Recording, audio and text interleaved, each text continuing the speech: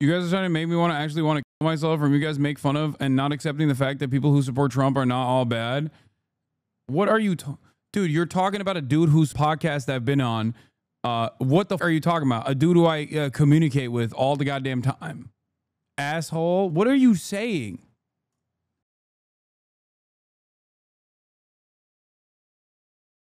In spite of people's social conditioning geared towards thinking that these are cartoonishly evil desert people that must be into oblivion. This is the overarching public sentiment in perpetuity to justify the war on terror post 9/11. Despite that kind of attitude that people have, Israel's arrogance in terms of demanding more from the United States of America has created so much resentment in the Western world that in spite of all that previous social conditioning, people are still either awfully quiet right now and not defending Israel or directly antagonistic to Israel at a time when, under normal circumstances in the past, people would be showing support to Israel and Israeli society. Israel is fighting a proxy war on behalf of the United Kingdom? So this right here is a perfect demonstration, I think, and he does like a Hasan method here, but this right here is a perfect demonstration of like the broader sentiment I have also seen in my normal conversations with like normies. Is that the most insane thing anyone's ever heard? Are people right now in the United Kingdom, is their biggest problem Iran? What is this woman speaking of? What is she talking about? What is anyone talking? Is Iran the reason that no one can afford a house? Is Iran the reason that there's fentanyl everywhere? Is Iran the reason that we've got political corruption? Is Russia the reason? Is Iran? Zoomers might actually be falling for it. They're doing TikTok edits of Khamenei and getting... This is... Dude, this is a boomer bait. This is like when Zoomers were reading the Osama bin Laden. This is boomer bait.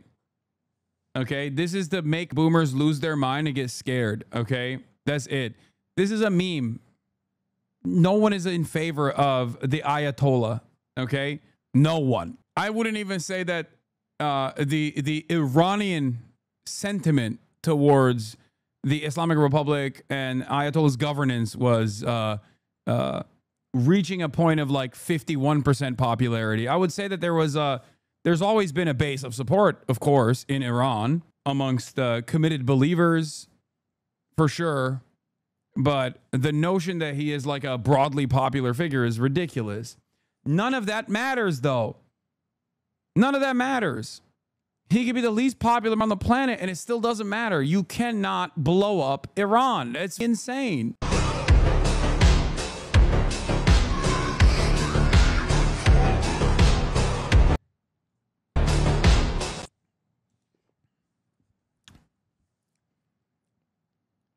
One must ask the question, why, even in a country that is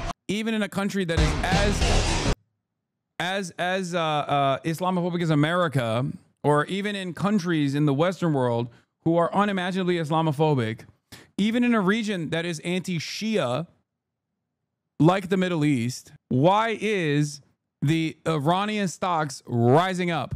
Why is the Ayatollah stocks rising up? It's because they're fighting a far greater villain, Israel. That's it.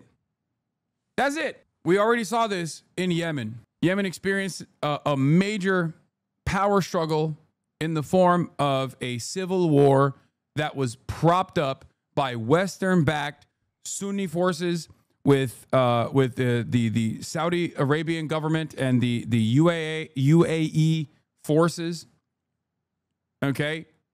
And on the other side, you have the Ansar Allah movement led by the Al-Houthi family, the Zaydi Shias, okay? There was a lot of sectarian religious infighting. This was an incredibly bloody affair, mass famine, horrible acts of violence, majority overwhelmingly conducted by the Saudi campaign with Western munitions. Having said that, there was a lot of understandable anger within the Yemen population. There was a lot of anger within the at least the Sunni population in Yemen against the Ansar Allah movement. That all changed when the Ansar Allah movement decided to implement a blockade on the Red Sea to defend the Palestinian emancipatory movement, to defend, to try and punish Israel for doing a genocide of the Palestinian population. Virtually the entire country united. Factions that previously fought against the Ansar Allah movement put down their arms in support. They openly said, nope, it's over. We're done. You guys are doing the right thing, and we're with you all the way. I know people from Yemen who are not Shia, who are Sunni, whose family members have been involved against the Ansar Allah movement. They all ride for what they are doing against Israel. They show solidarity now. And the same goes for a lot of people who hated Iran for its actions in Syria. There are a lot of people who hated Iran for being Shia and propping up, sectarian forces and sectarian militias. A similar thing happened with Hezbollah in Lebanon. Hezbollah's popularity always peaks when Israel strikes Lebanon. Always. Lebanon is an incredibly diverse country by design. But once you are seen as actively fighting against American imperialism and by extension, Israeli, the population will unite against you. Unite behind you. And the reason that we have 12 people that own everything in this country? Is Iran the reason that we have, an epidemic of poisoned food that's people and children? And is Iran the reason for any of this? Is Iran the reason that corporations in America just pillage and leave a trail of death and destruction in their wake? Is Iran the reason we have no health care? I mean, this is the most insane thing I've ever heard. She's saying Iran's the enemy of the UK because people pop off. The mullahs in Iran talk a lot of shit. What are they doing? Did Iran attack the UK? Did Iran attack the United States of America? Is Russia attacking the United Kingdom or the United States of America? Am I wrong? But when she says, just get her out of here. But when she says they're fighting a proxy war on behalf of us, and that's what the Ukraine is doing for Russia. It's on behalf of us. Number one, it's very dangerous to say because, number one, there's a lot of people in this country that are not trying to get in a war with Russia. I mean, we're not trying to do that. I don't want to be in a war with Russia. So, this is the normie take. This is the closest to the normie take, which is the attitude that people have towards this stuff is like, why is there so much bloodshed? Why are we spending so much money? Why the fuck are we doing any of this? We shouldn't do this at all. Okay? Like, I don't give a shit that Iran is like religious fundamentalists. And I know for a fact, like, I'm not saying this is my position, by the way. I'm saying that the overall, the broader public sentiment now is basically, I don't care what they're doing over there.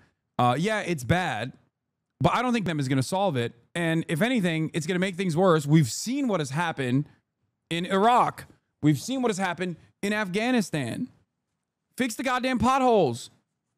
Why are we fighting this war on behalf of Israel? That's like most people's feelings are that. They don't understand that America and Israel are doing this in a collaborative effort. Maybe sometimes Israel takes on a more militant advisory role that American leadership will abide by because it benefits their overarching interests regardless. But it doesn't matter. Americans are not making this calculation from that perspective. They literally think, oh, Israel's like calling the shots here. Israel's calling the goddamn shots here.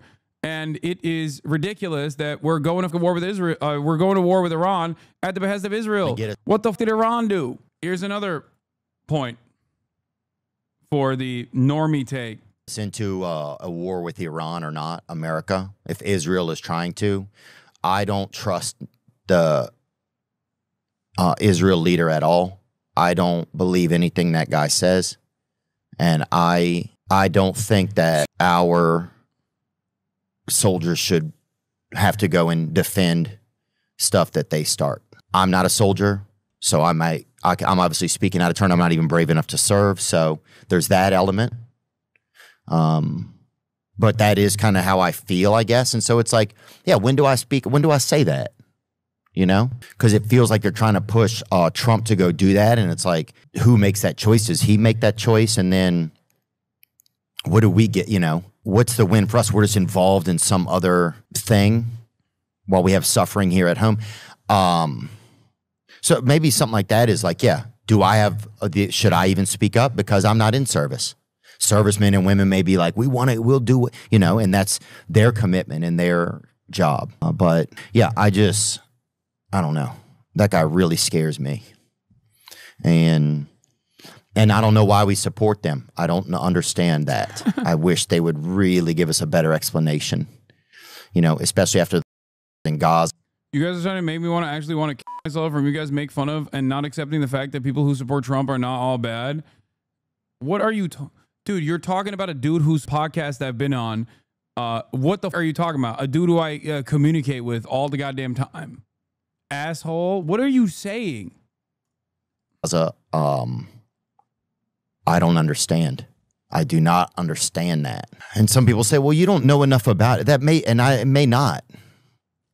But it's like, can I still speak about it? Can I speak about how I feel about it? Even the very fact that there's like a level of concern about the backlash that he might receive as a consequence of the backlash that he already received when speaking out against Israel doing it. Like that fear in and of itself is another thing that certainly breeds resentment towards Israel.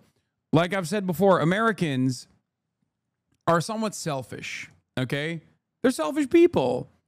And as selfish people, even if they think, oh, that's just war going on over there, even from the perspective of like, why are our tax dollars going to defend Israel is a real point of consideration for the average American.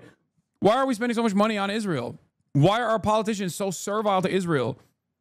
Why are we going to war with Iran at the behest of Israel? And last but not least, why can't I say anything about this without receiving a tremendous amount of scrutiny, without people yelling at me and maybe even getting me in trouble? All of these things combined breed tremendous resentment towards Israel. Okay? From the average person's perspective, they don't make this calculation of like, well, imperialism is the final stage of capitalism. It's an absolute necessity. When profit rates have a tendency to decline, we have to constantly seek out newer markets to dominate by military force and be an ever-present force of dominance around the planet so that we can enjoy, cheap T-shirts and cheap commodities here. Like, they don't think about being a firm and committed part of the labor aristocracy. These are not calculations that people are making. They're not thinking about Israel's role in American foreign policy. They're just looking at Israel as this foreign country that is seemingly more important than the average American. That is precisely the reason why when Ted Cruz unironically is being honest about the role that Israel plays, or when Merz is honest about the role that Israel plays doing our dirty work, that's what he said, the German chancellor. They're right. They're correct. But the average person doesn't recognize that because they just think it's a foreign country. Why the f are we constantly in war? It also, even if we were to go to war, even if it was not at the behest of Israel, and Americans realize that like we were just doing this, just like with the war in Iraq, okay?